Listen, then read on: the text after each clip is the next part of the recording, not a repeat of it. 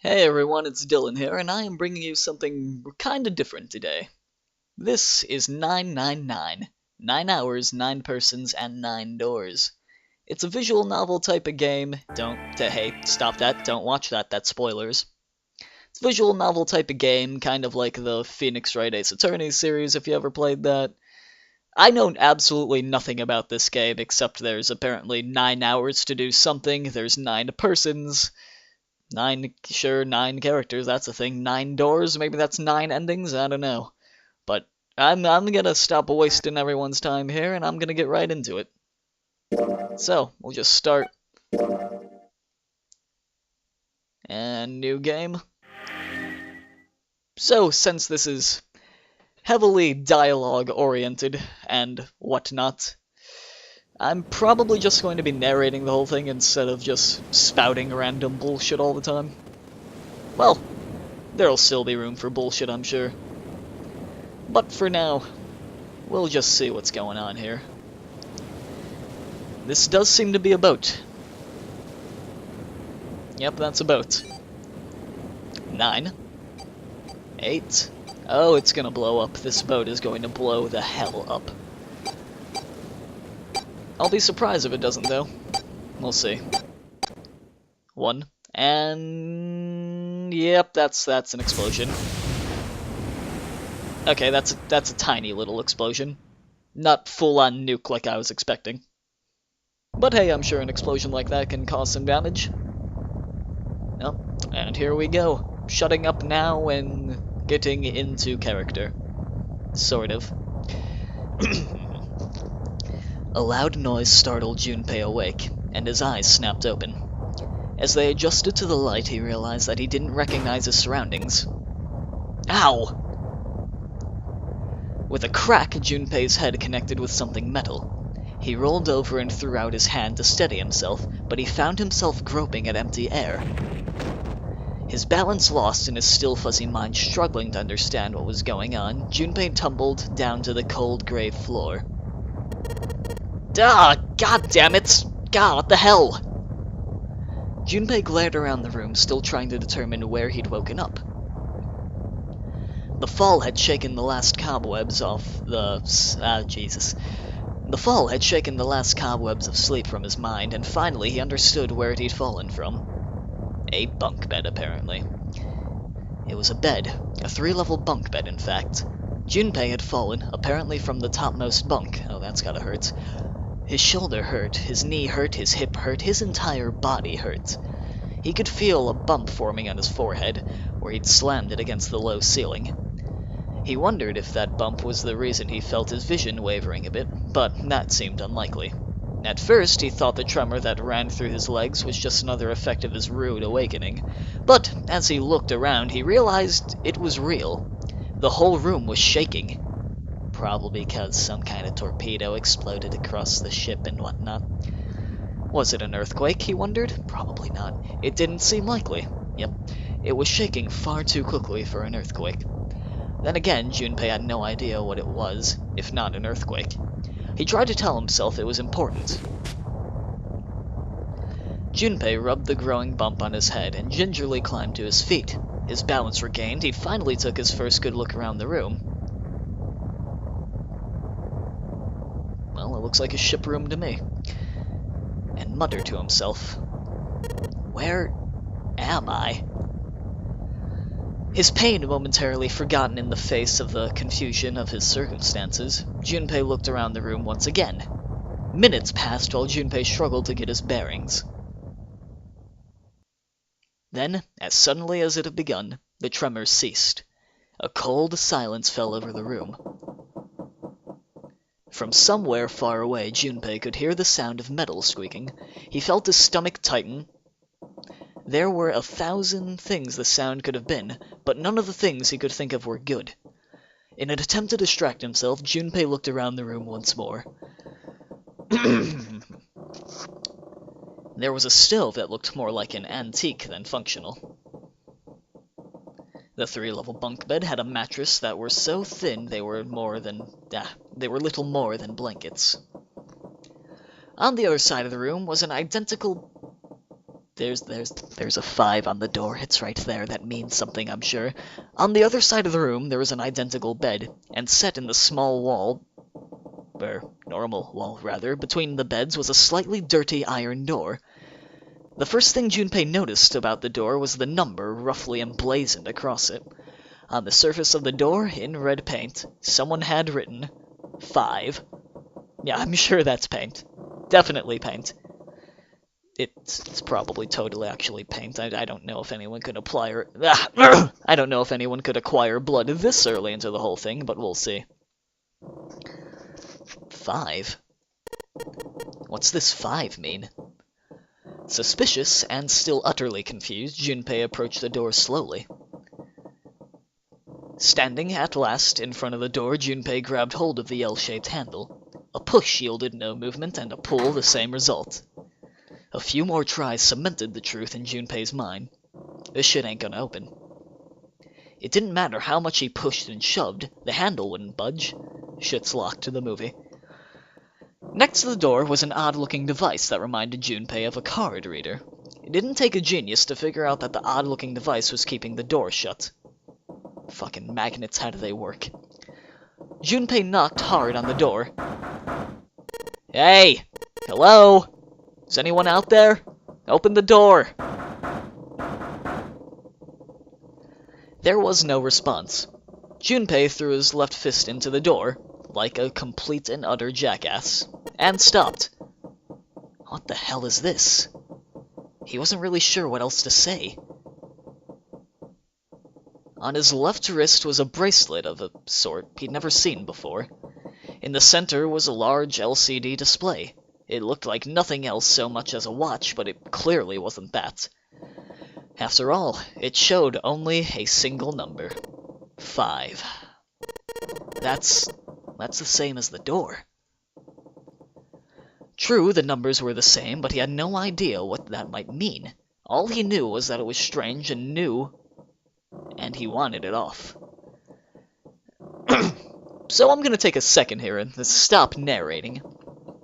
So clearly, there's probably gonna be 9 people on this boat, and they've all been trapped in this boat. I don't know if they're completely trapped or whatever, but there's some crazy motherfucker has trapped these people, and he's probably gonna give them 9 hours to escape. Yeah? Yeah, seems likely to me.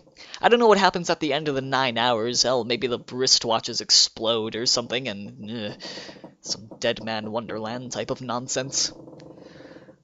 Oh well. We'll see. It's too early to say for sure yet. Moving on.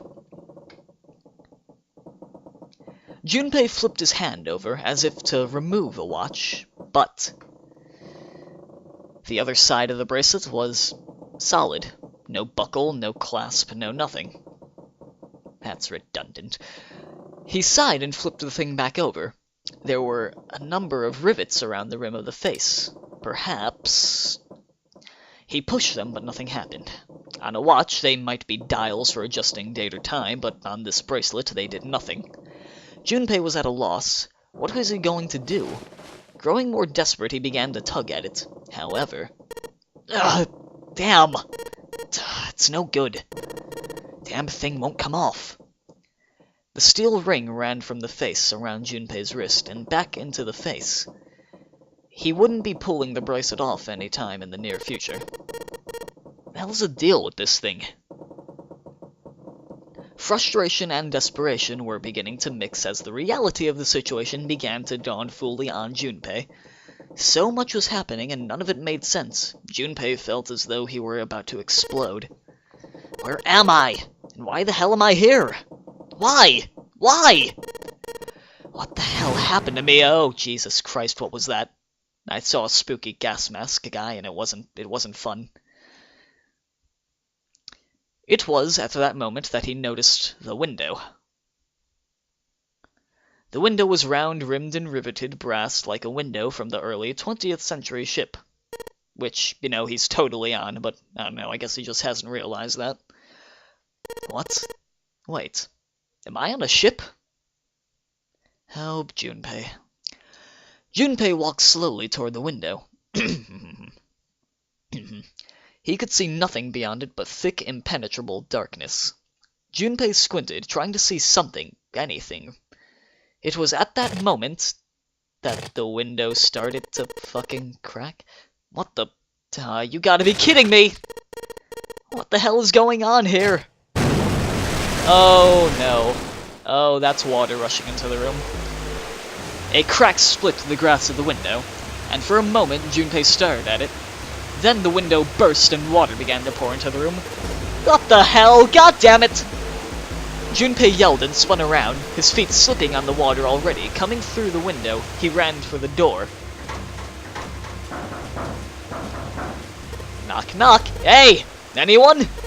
Is anyone there? Come on, if you're there, say something! There was no reply. As Junpei screamed and pounded on the door, the water began to rise.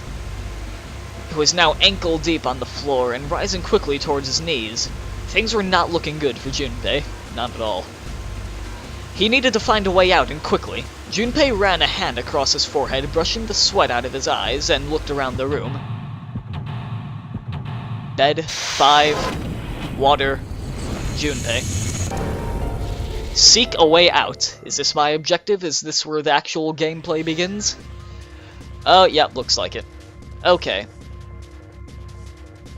I have no idea how this game works. It might take me a bit to figure it out. Operations during an escape. During an escape, you can move to different parts of the room by touching the bottom screen. Since many areas require very exact selection, we recommend you use the stylus. Of course, of course. Searching during an escape. During an escape, you can touch the background to search anywhere in the room. Areas you can investigate will be highlighted yellow the moment you touch them. This is rather dire, isn't it? Depending on the nature of the location you touch, you might find an item or a hint. Begin searching by touching places on the bottom screen. How to move, touch the triangle icon on the bottom of the screen. Doing so will change the viewing angle of the room and move you to a different location. You can do the same thing by pressing the D-pad. Bird's eye view. If you want to know where you are, touch X on the camera icon on the bottom. This will show you where you are and what direction you're facing. This is one hell of a tutorial. I'm sorry, guys, but well, might as well bear with it. Saving during escape. Press start will allow you to save. If you want to quit, we recommend pressing start. Purpose of the escape. Well, fucking escape, of course. I don't want to drown. The purpose of each escape is to get out of the room, of course. How you do that depends on the room. You'll need to search all throughout the... Is this the game? Is this just... Never mind. You'll need to search all throughout the room to discover what you'll need to do to get out. Search for hints and items that may help you find a way out. Okay, well, we got a flood. Stove. Bunk bed. Hey, there's a briefcase. Can I open the briefcase? It is indeed locked tight. Let's see if there's anything in the keyhole. Oh, I need to find a code. Small keyhole. Okay, so not only do I need a key, but I need the right code. Wait, the number on the dial is 0101. Okay, so key followed by numbers. Okay, what else do we got in this room? How does this work? No, back out. Back out again. Okay. Sorta getting the hang of this. Let's try the top bunk. This is a pretty poor excuse for a bed. I'm glad that's what you're worrying about, Junpei. There's barely any space between the bed and the ceiling. I don't think I'd even have enough space to turn over. I'd bet money this is for proper passengers, or maybe the ship's crew. I've gotta die someday, but I sure as hell don't want it to be here. What else we got? What's this? Oh, another door. Can I go forward? During an escape, investigating certain parts of the room will allow you to obtain items. Once you've obtained an item, you'll be able to go to all the item screens and whatnot. Touching the item button on the top left will take you to the item screen, while on the item screen you'll be able to investigate, hold, and combine items that you found. If you want to investigate an item you found, touch the icon for the bottom and blah blah blah blah blah. Jesus Christ. Okay, and then touch search in the top right corner of the bottom of the screen. Okay. Ah, we have a small red key, hopefully for that briefcase. Okay. That's fine. Junpei grabbed the key and shoved it into his pocket. He intended to leave immediately, but something stopped him. His reflection stared back at him from the mirror, but he had scarcely recognized himself. What is up with your face, Junpei? His confusion was well justified. His face was drawn and pale, and the dark circles under his eyes made him look as though he was nearly dead. Man, what the hell happened to me? How did I end up here? Even as he said it, something in his mind opened, and a memory bobbed into the surface. It was the last thing Junpei remembered before waking up in this strange room. Cutscene time? It was past midnight when he came home. Junpei shuffled up the stairs and opened the door to apartment 201. I'll probably have to pay attention for clues in these cutscenes. Oh, this is going to be a difficult game. Inside was his apartment, a small one-bedroom affair that ran him about $630 a month. He moved into it when he entered college, and so far he'd been there for 3 years and 7 months. He stepped inside and turned on the lights. Click, click. The fluorescent lights on the ceiling blinked and flickered, slowly to life, as if waking from a deep slumber. Their cold light illuminated the landscape. He'd come home to say, falling apart. Okay. Everything was as he'd left it. The magazines piled up in the corner, the textbooks collecting dust, the CD cases covering the floor, the jeans and the t-shirt he wore on the day before, then tossed onto the floor. There was one thing that didn't belong, however. There was a breeze. Breaths of cold night air wafted into his apartment, carrying the smells of autumn with them. The white curtain framing his window swayed gently in the wind. That's weird. Did I leave it open? Junpei walked toward the window, trying to remember if he'd closed it or not before he left. On the panes was hanging open. Or one of the panes was hanging open. He stuck his head out and looked around. Nothing seemed out of the ordinary. Junpei shrugged. He must have just left it open earlier. He closed the window. Then it happened. Oh, good God. Junpei turned and found himself face to face with a masked man, all dressed in black. The man wore a deep hood and a bulky gas mask. His face was entirely hidden. Junpei tried to scream, but all he could manage was a strangled croak. He tried to step toward the man, but his legs could no longer support his weight. Junpei collapsed to the floor, a crumpled heap of limbs, like a discarded puppet. Oh dear. Too late, he noticed the white smoke that was filling his apartment. A small object, shaped distressingly like a grenade, sat on the floor in front of his face, hissing. The white smoke poured out of it at an incredible rate. The smoke had grown so thick that the details of Junpei's apartment began to fade into the white haze. He could feel his mind begin to fade as well. A white haze that was not the smoke creeping into the vision. That was not the smoke creeping into the edges of his vision. I'm having some troubles talking here. Maybe I shouldn't record these things when so sick. Ah, well. I'm sure you guys don't mind. Consider this a privilege. You have been chosen. A rasping voice wormed its way out of the gas mask. It was cold and harsh and distorted in some way Junpei couldn't put his finger on. You are going to participate in the game. The nunnery game. It is a game where you will put your life on the line. That was the last thing Junpei remembered. The white smoke overpowered him, the masked man faded from his vision, and he felt his consciousness fall away into the white mist. That's right. That guy with the gas mask. That son of a bitch must have taken me here. As to who the man was or might have been, Junpei had no idea. Indeed, he wasn't even sure that his assailant had been a man. The voice had been cold and mechanical, likely passed through a voice changer, and the body had been covered in a thick cloak. Who was the man in the mask? You have been chosen. Junpei remembered that much, but what it might mean? That was beyond him. Junpei had no idea where he was or why he was there. There was only one thing from his memory that seemed important.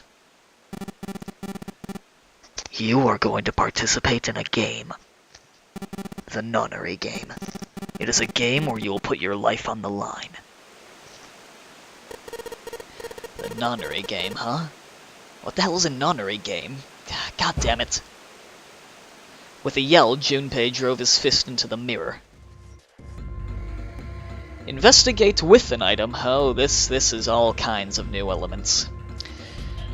Quite a step up from the Ace Attorney series. Touching an item while on the item screen will select that item. While an item is selected, back into the room, investigation screen, blah blah blah. This is how to use items, okay. This shows that you are holding an item. If you hold an item while investigating the room, you may trigger a reaction. Investigate suspicious areas with different items, see if anything happens. Pressing up on the control pad will select another item for you to hold. Yeah, well, alright. Anyway. Let's see, where was that briefcase? Aha.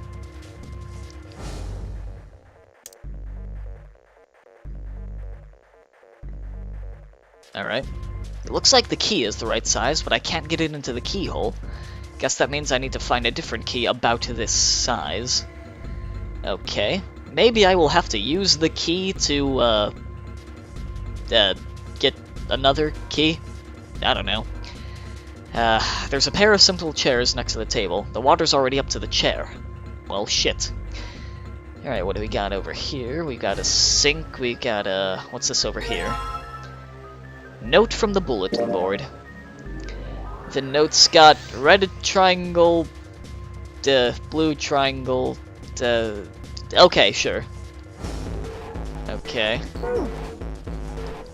I'll investigate that later, I suppose. Got a picture frame. An old picture frame. There's a picture of a ship in it. There's screws keeping the back on. Can I, like, unscrew it? Can I combine it with the key? No, I didn't think the key would act as a screwdriver, but hey, whatever. Nothing on top of the shelf. Bulletin board, nothing on it anymore. Yes, I know. This is, as far as I can tell, a pole that is attached to the bed. Neat, okay. What else? Water rushing into the room.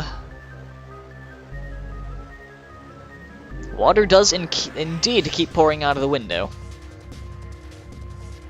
Yeah, that definitely won't stop it. Yeah, Junpei, you're gonna fucking die if you don't find this key soon. I can't see the bottom of the ladder. I gotta hurry this up. Is it in the teapot? It's in the fucking teapot, okay. I'll take that key. We got a red key and a blue key, and a note with red and blue triangles on it. Interesting. Can I combine the keys? Well, goddammit. Guess not. Combine these things. Okay, that's enough. Nothing else in the pot. Anything in the stove? Well, it sure opens easily enough. Sure wish the door to get out of here was easy to open. What do we got in here? Based screwdriver, thank you. I will immediately combine this with the picture. A picture of an old cruise liner. Oh, good lord. Okay. I knew there would be something on the back of this, except I am absolutely terrible at turning this thing. Goddamn controls, how do they work? I'll check it later. Take 2 items. Yes, I just did that. Come on. Come on, come on. I've got this game in the fucking bag. Let's go, let's go. Yes, yes. Yep. Back. Alright, back to the briefcase. Now, can I use this? And absolutely nothing. During an escape, your investigation may trigger one of several minigames. All operations for the minigames are done by touching the bottom screen, blah blah blah. I know exactly what to do here.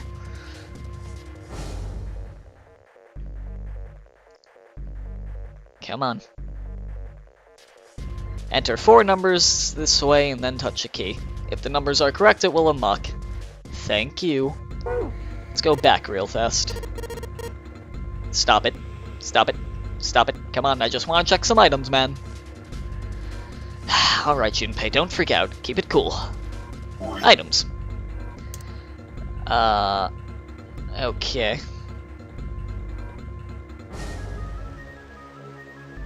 Going that way, so from left to right, we've got full red, unfilled red. Oh man, maybe I should have brought like a fucking pencil and paper to write this shit down. I'm gonna have trouble remembering this. Well, let's just keep going back and forth here. We got, looks like it's gonna be 7, 4, 7, 4, 6, 2. 7, 4, 6, 2. 7, 4, 6, 2. I know, you don't have to do this every time. It's going to do this every time. Well, it's going to get annoying. 7, 4, 6, 2. Okay, I thought that would work. I guess I'm totally fucking wrong. Okay,